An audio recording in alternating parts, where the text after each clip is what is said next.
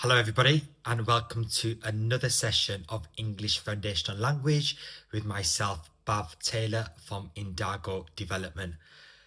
For those of you who've been following our sessions will know that these are relatively short sessions to help you develop your English.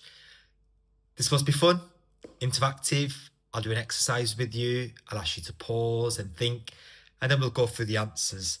Now, as you can imagine with the English language, there is so much we can cover and spend days and days and days. So what I'm doing is I'm taking some key themes, which actually come from some of you who contact me, email me, who want to know a bit more on, for example, spoken English, which is what we're going to look at today. So thank you for joining and let's get right into it. For those of you who've seen our sessions previously, we always start with an icebreaker. An icebreaker is something that comes at the beginning of a session, a training session. It's supposed to be fun. There's no right or wrong answer. And it should generate a conversation with people in the room. So if you're with someone now, a family member, a friend, some work colleagues, then you can pause the video and discuss, would you rather be a lion or a fish? I've given you two sentence starters here. I would rather be a lion because, I would rather be a fish because. So take a moment, pause the video, have a think, have a conversation, and over to you. We're going to focus on spoken English today. And of course, there's so much I can say, but I'm just going to focus on one element. Now, English language that is communicated through speaking is what we call spoken English. Now, in our previous session, I looked at written English and formal and informal phrases that are written. I'm just going to focus today on speaking. Now, I've mentioned here IELTS, so that is the International English Language Testing System. It is the system whereby many people in countries where English isn't the first language use because it's required, whether that's in the United Kingdom, in Australia, in Canada, New Zealand. Many of you may well be doing the test and trying to get a score because you either want to be a student in a different country or work abroad. Now, in the IELTS exam, there are 4 parts: speaking, reading, writing, and listening.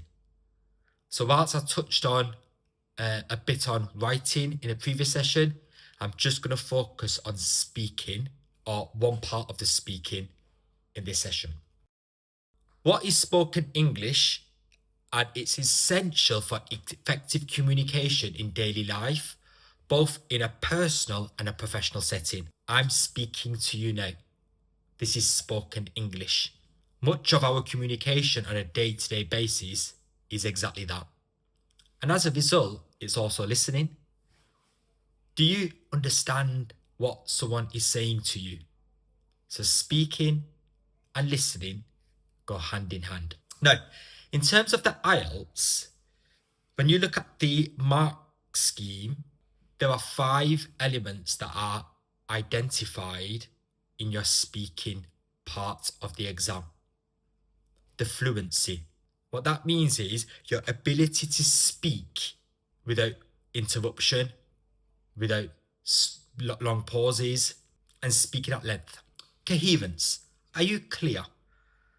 Does the other person understand what you're saying? It looks out for a range of vocabulary. Do you use the same word again and again and again? Or are you using a range of vocabulary? What's your grammar like? Is it correct? Is your use of tense, for example, correct? And your pronunciation, that's really important. Now, of course, even as English speakers, native English speakers, there are some words that we may struggle with.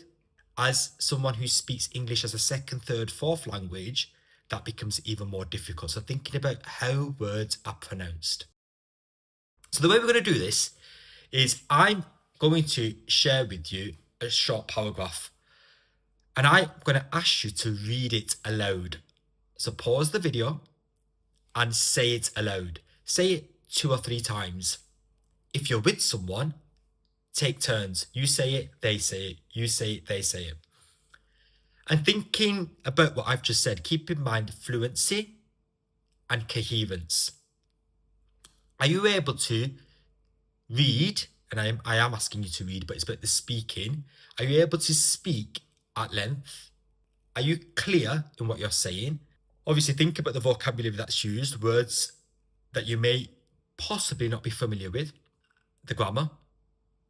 And then the last one, are you able to pronounce the words correctly? Here's a paragraph. I've underlined what I want you to really think about: fluency, coherence, and pronunciation. Even I struggle there. And then I will go through it with you. I will read it aloud, and you can then check for my fluency. Am I clear? And how well I have pronounced words. So pause the video, read it aloud. If you're with someone, read it to each other. Over to you. Okay, I will now read this relatively short paragraph. And if this was a speaking part of the IELTS, you wouldn't read it, you would just say it. You would have a conversation with the examiner. In fact, the first part is you speak for a minute or two, which is quite a long time, without stopping, about something of interest, a hobby. This is about going to the gym. So here goes, I'm going to read. I really enjoy going to the gym because it helps me stay fit and clear my mind.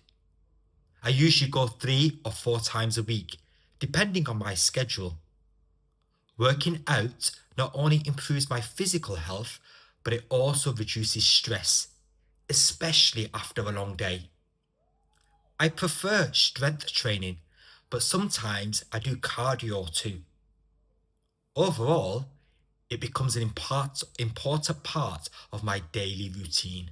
Now, I've just read that, but imagine you were speaking to someone about your gym routine. Would you be able to articulate it like that? Would you be able to speak at length without many pauses, without going That's fluency. Are you clear in what you say? Do they understand? That's coherence. Do you use a range of vocabulary? Do you differ the words? Here, very clearly, there's lots of different words being used. Is your grammar correct? In this instance, it is. And finally, are you able to pronounce words correctly? Words like schedule, especially, cardio. There's a couple of words there that some of us, especially if we are not native English speakers, would really have to think. So just as a reminder, in your IELTS speaking, you won't read the response, you would talk. So this is a mechanism to be able to practice that. And like I said, thinking about fluency, coherence, vocabulary, grammar, and pronunciation. I hope that's been useful. I hope it's made you think. I hope I've given you a good example. What I should have said, actually, that example is a band 7 response. In an IELTS exam, if you were to say that, obviously more, and it was similar to that, you'll get a band 7. As always, thank you for joining. Look out for another session, and I look forward to seeing you soon. Bye for now.